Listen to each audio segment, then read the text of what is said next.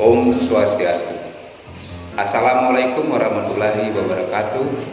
Shalom, nama budaya, salam kebajikan, Rahayu. Perkenalkan, saya Inyoman Sujaya, penyelenggara Bimas Hindu pada kantor Kementerian Agama Kabupaten Banggai, beserta Diklat Pelatihan Kepemimpinan Pengawas Angkatan Kedua tahun 2021 Balai Diklat Keagamaan Manado. Izinkan saya pada kesempatan ini akan menyampaikan materi tugas pelayanan publik dengan materi hambatan-hambatan komunikasi.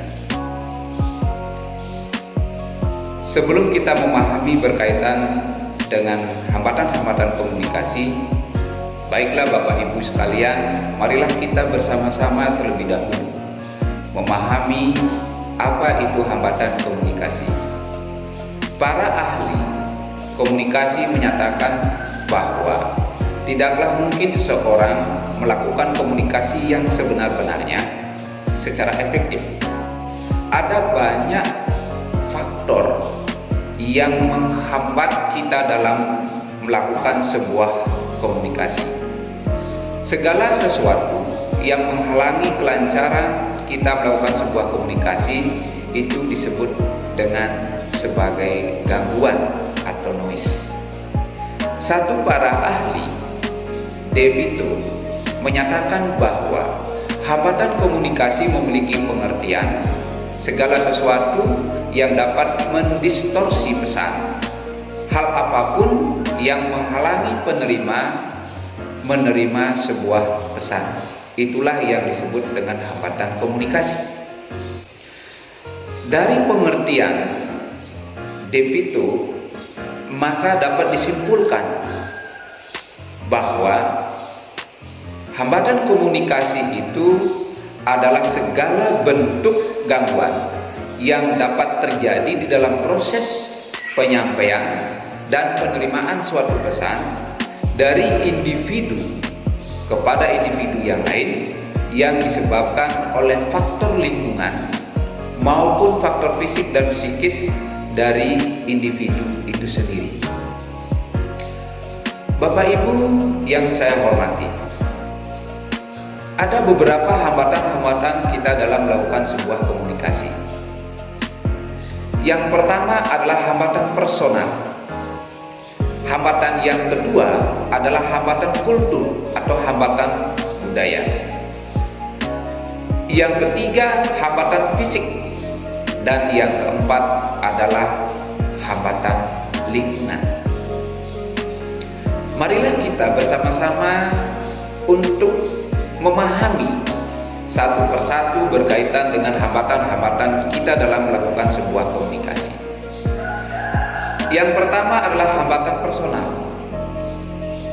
Hambatan personal merupakan hambatan yang terjadi pada peserta komunikasi, baik komunikator maupun komunikan, di mana hambatan personal dalam kita melakukan sebuah komunikasi itu meliputi sikap, emosi, stereotyping, prasangka, bias, dan lain-lainnya.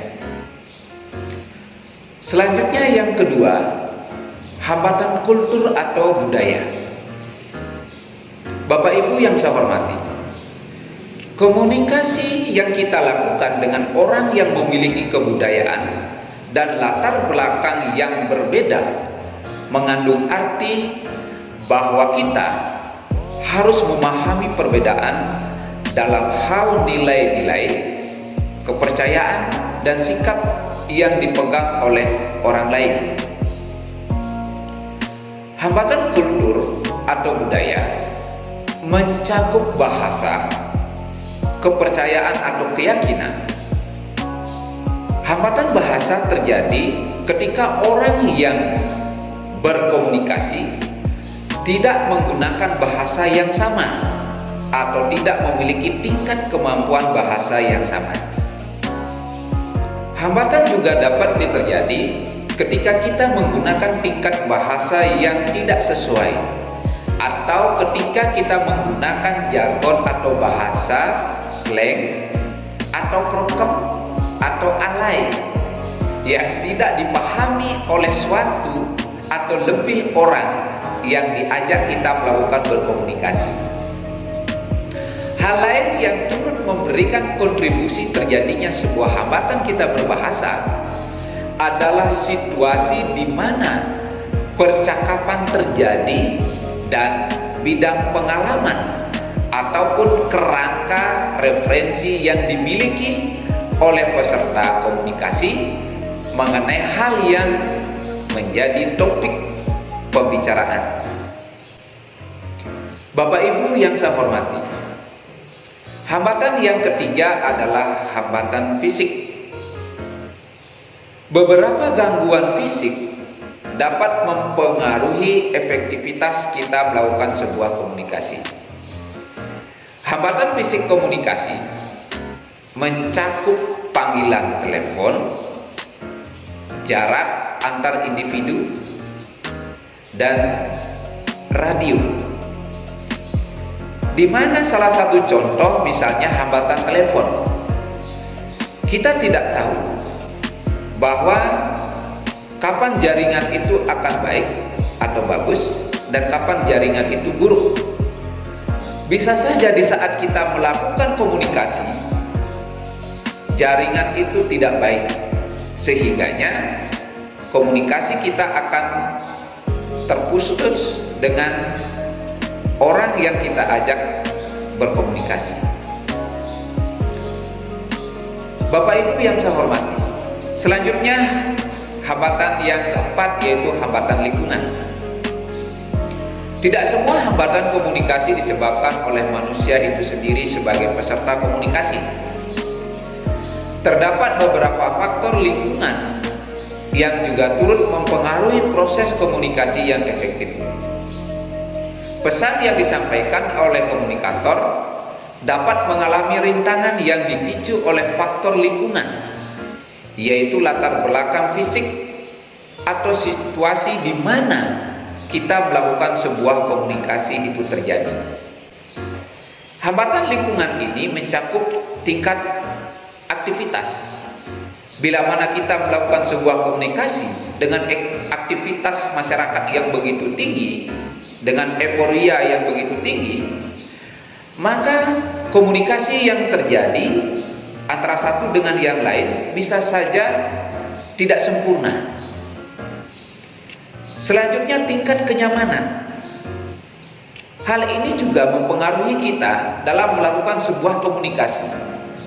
Suasana yang nyaman akan memberikan komunikasi yang efektif.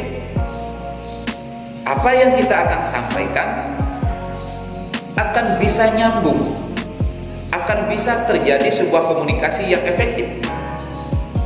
Dan sebaliknya, apabila situasi dan kondisi kita yang tidak nyaman atau lingkungan kita yang tidak nyaman, maka komunikasi yang kita lakukan pasti akan terjadi ketidaknyamanan, ada miskomunikasi. Selanjutnya juga gangguan dari lingkungan itu sendiri, serta waktu. Waktu juga mempengaruhi kita melakukan sebuah komunikasi. Kapan kita melakukan sebuah komunikasi yang baik terhadap seseorang? Tidak mungkin kita melakukan sebuah komunikasi pada saat jam malam, sementara orang yang kita ajak melakukan sebuah komunikasi itu masih dalam keadaan istirahat. Nah, Bapak Ibu yang saya hormati, hal-hal inilah yang memberikan sebuah hambatan-hambatan kita melakukan sebuah komunikasi.